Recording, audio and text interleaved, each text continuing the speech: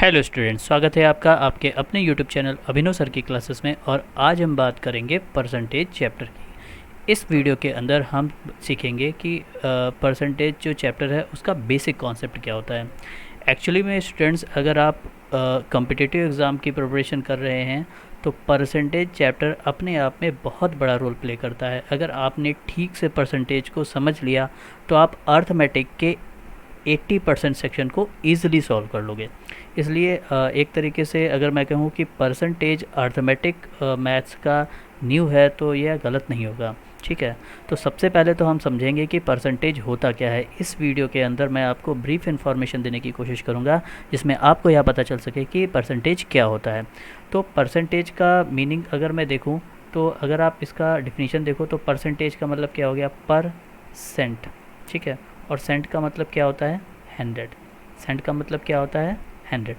अब मैं परसेंटेज को पढ़ाने से पहले अगर मैं बात करूँगा फ्रैक्शन। और एक्चुअली में क्या है, परसेंटेज एक फ्रैक्शन ही है जो कि स्टैंडर्ड फॉर्म में लिया जाता है। ठीक है, तो परसेंटेज से पहले अगर मैं फ्रैक्शन की बात करूँ तो फ्रैक्शन क्या होता है आपको पता है, न्यूमिनेटर और डिनोमिनेटर। न्यूमिनेटर और डिनोमिनेटर को मिल करके जो चीज़ बनती है वो क्या होगी, फ्रैक्शन होगी। यहाँ पे न्यूमिनेटर होता है और कुछ डिनोमिनेटर होता है। ठीक है, और उसके अंदर जो डिनोमिनेटर होता है वो क्या रिप्रेजेंट करता है, इसको आप अंश बटा हर भी कह सकते हो, अंश बटा हर। ठीक है, तो जिसमें हर क्या रिप्रेजेंट करता है, हर की बात करूँ या डिनोमिनेटर की बात करूँ, तो जो डिनोमिनेटर या फिर जो अंश होता है वह किसी भी वैल्यू का टोटल वैल्यू रिप्रेजेंट करता है।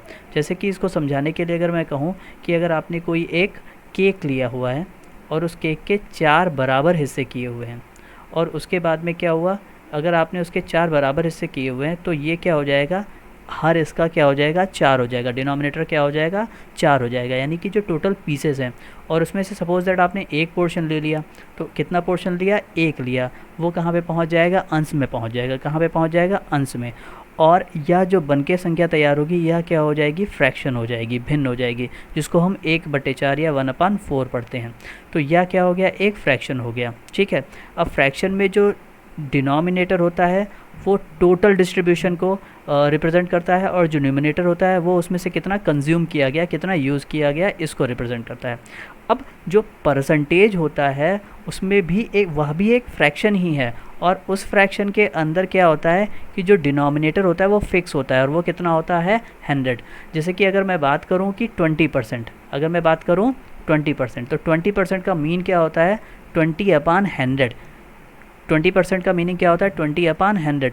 यानी कि अगर कोई भी चीज़ 100 है तो उसमें से 20 आप लेने वाले हो। जैसे कि अगर मैं बात करूं कि अगर कोई भी व्यक्ति अपनी सैलरी का 20% सेव कर लेता है, बचा लेता है, तो इसका मतलब क्या हुआ कि अगर उस व्यक्ति की आय 100 रुपये है तो वह उसमें से 20 रुपये बचा लेता है। या इसी के विपरीत अगर मैं कहूँ कि अगर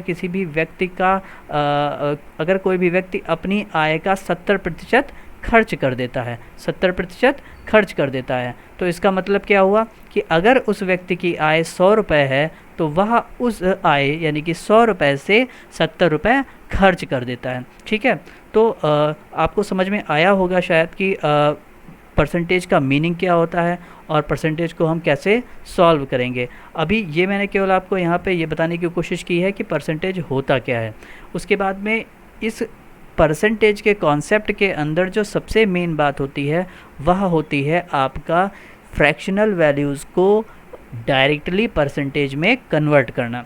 अगर आपने यह वैल्यूज़ लर्न कर ली, अगर आपने फ्रैक्शनल वैल्यूज़ को परसेंटेज में कन्वर्ट करना लर्न कर लिया तो आपके लिए परसेंटेज के क्वेश्चंस काफ़ी इजी हो जाएंगे। फिर आप बहुत ही आसानी से उन क्वेश्चंस को सॉल्व कर पाएंगे।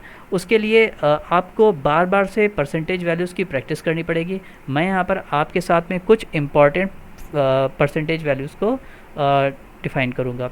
जैसे कि अगर मैं इम्पॉर्टेंट परसेंटेज वैल्यूज़ की बात करूँ, इम्पॉर्टेंट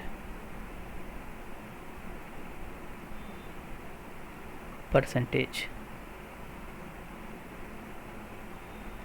वैल्यू, तो उसमें जैसे कि अगर मैं बात करूँ यहाँ पर 1, तो 1 का मीनिंग परसेंटेज में क्या होता है, तो 1 का मीनिंग परसेंटेज में क्या होता है, किसी भी नंबर को परसेंटेज में कन्वर्ट करने के लिए आप क्या कर दो, उसको सिंपली 100 से मल्टीप्लाई कर दो, और जैसे ही आप उसको 100 से मल्टीप्लाई कर दोगे वो वैल्यू काहे में कन्वर्ट हो जाएगी, 100% हो जाएगी, यानी कि परसेंटेज में कन्वर्ट हो जाएगी। यानी कि अगर मैं बात करूँ 1 की, तो 1 की वैल्यू को अगर आप परसेंटेज में बोलोगे तो क्या बोलोगे, 100% बोलोगे। क्या बोलोगे, 100%। अगर मैं इसको कैसे बोल दूँ, 1/2, तो 1/2 का मतलब क्या हो जाएगा, अब आप 1/2 को मल्टीप्लाई करोगे 100 से, और जब इसको सॉल्व करोगे तो आप कितना पा जाओगे, 50। कितना पा जाओगे आप, 50। यानी कि 1/2 का वैल्यू क्या हो जाएगा, 50%। 1/2 का वैल्यू क्या हो जाएगा, 50%। अगर मैं बात करूँ 1/3 की, अगर आपको 1/3 को कन्वर्ट करना हो फ्रैक्शन में तो आप कैसे करोगे, 1/3 मल्टीप्लाइड बाई 100, ये वैल्यू कितनी हो जाएगी, 100/3%। 100/3%, या फिर आप इसको क्या कह सकते हो, 33 होल 1/3%। ठीक है। अगर मैं नेक्स्ट बात करूँ 1/4 की, 1/4 की, तो इसको भी अगर आपको परसेंटेज में कन्वर्ट करना है तो आप कैसे करोगे, आप इसको भी 100 से मल्टीप्लाई करोगे, और जब सॉल्व करने जाओगे तो 4 2 ज़ा 4 5 ज़ा, ये सॉल्विंग करने पे आपको कितना दे देगा, 25% दे देगा। अब देखिए आप इसको, अगर आप 1% देखते हो, अगर आपको कोई नंबर 1 दिखता है तो उसको आप अगर परसेंट में बोलोगे तो कितना बोलोगे, 100% बोलोगे। अगर आपको कोई भी नंबर 1/2 दिखता है फ्रैक्शनल वैल्यू, और उसका कन्वर्जन आप परसेंटेज में करने जाओ तो उसकी वैल्यू क्या होगी, 50%।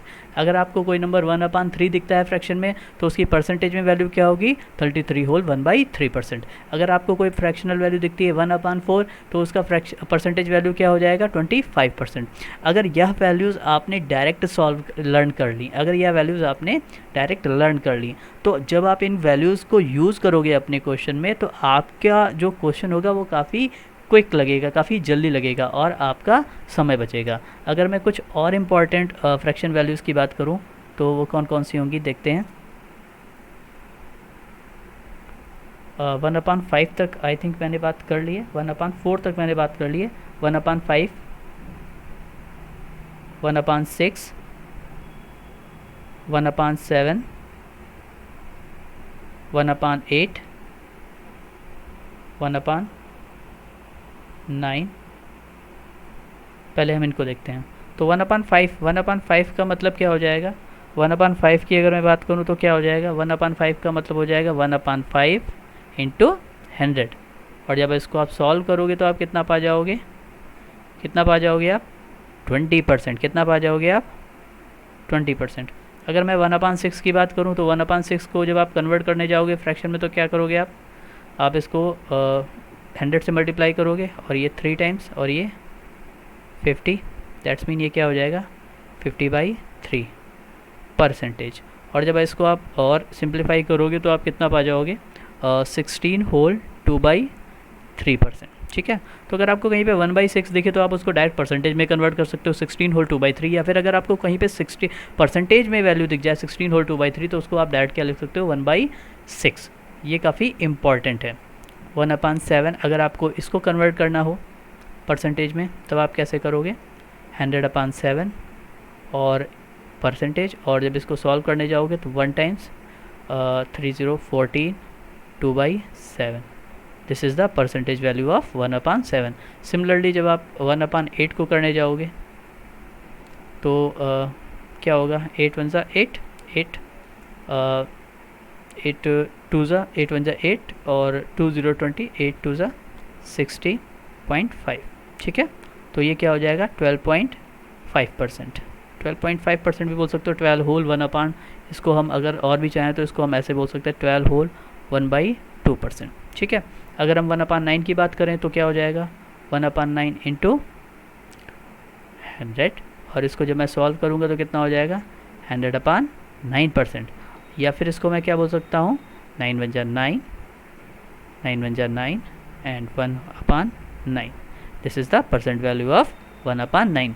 सो यहाँ मैंने आपको क्या यूज़ किया, कुछ इम्पॉर्टेंट फ्रैक्शन वैल्यूज़ का यूज़ करके दिखाया कि कैसे हम फ्रैक्शन वैल्यूज़ को परसेंटेज में कन्वर्ट कर सकते हैं। ठीक है। तो आप परसेंटेज की जो इम्पॉर्टेंट वैल्यूज़ हैं अगर आपने उसको लर्न कर लिया है तो आपके लिए क्वेश्चंस काफ़ी क्विक हो जाएगा, काफ़ी ईज़िली हो जाएगा। आने वाले नेक्स्ट वीडियो में हम देखेंगे परसेंटेज के कुछ इंपॉर्टेंट क्वेश्चंस, वो भी काफ़ी आसान ट्रिक से। तो उसमें हम यह सीखेंगे कि कैसे हम क्विकली क्वेश्चंस को सॉल्व कर सकते हैं। अगर आपको यह वीडियो पसंद आया हो तो प्लीज़ चैनल को सब्सक्राइब करें, वीडियो को लाइक करें और शेयर करें। धन्यवाद।